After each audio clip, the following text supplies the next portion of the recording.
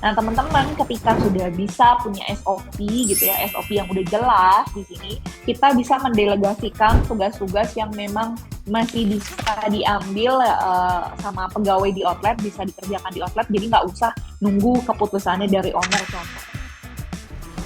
Nah, ini implementasi SOP laundry dari proses delegasi hingga proses controlling. Nah, jadi di sini apa sih Kak gitu ya maksudnya dari delegasi hingga controlling.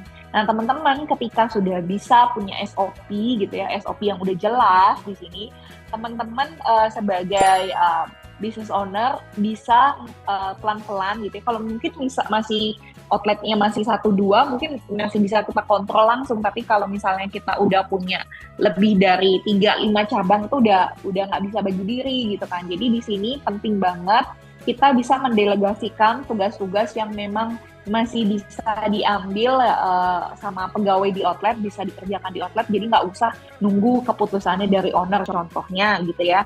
Contohnya di sini misalkan apabila pegawai masih sedikit, owner wajib rutin melakukan pengawasan kerja karyawan, apakah sudah sesuai SOP atau belum. Jadi teman-teman bisa membuat SOP ini dibuat di dalam satu modul, terus kita sebagai business owner tinggal kontrol aja apakah SOP itu sudah dilaksanakan dengan baik atau belum gitu. Jadi ketika SOP-nya udah ada, pegawai bisa menjalankan itu dengan baik.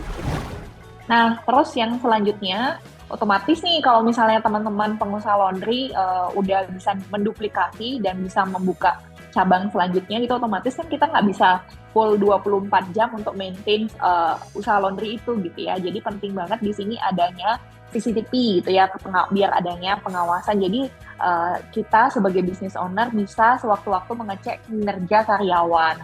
Jadi sebagaimana apa namanya, biar kita yang benar-benar standby di sana sebagai business owner, ketika kita di situ pegawainya jadi rajin gitu ya, tapi pas business owner yang nggak di situ kerjaannya nggak keambil gitu. Jadi bagus banget sih kalau teman-teman mau menambahkan ini gitu. Nah, terus ada tunjuk pegawai senior sebagai supervisor untuk mengatur dan mengontrol operasional laundry. Jadi di sini kalau misalnya outletnya masih satu, mungkin ketika kita mungkin banyak nih business owner yang mungkin punya double job gitu ya, punya pekerjaan kedua gitu. Nah, ini mungkin bisa menunjuk salah satu sebagai leader untuk mengatur bagaimana operasional yang ada di laundry tersebut. Pembagian kerja karyawan, apakah bisa semua pegawai megang dari penerimaan barang sampai packing? Bisa banget, Pak Muhammad. Jadi bisa banget pegawai, ini tergantung bentukan.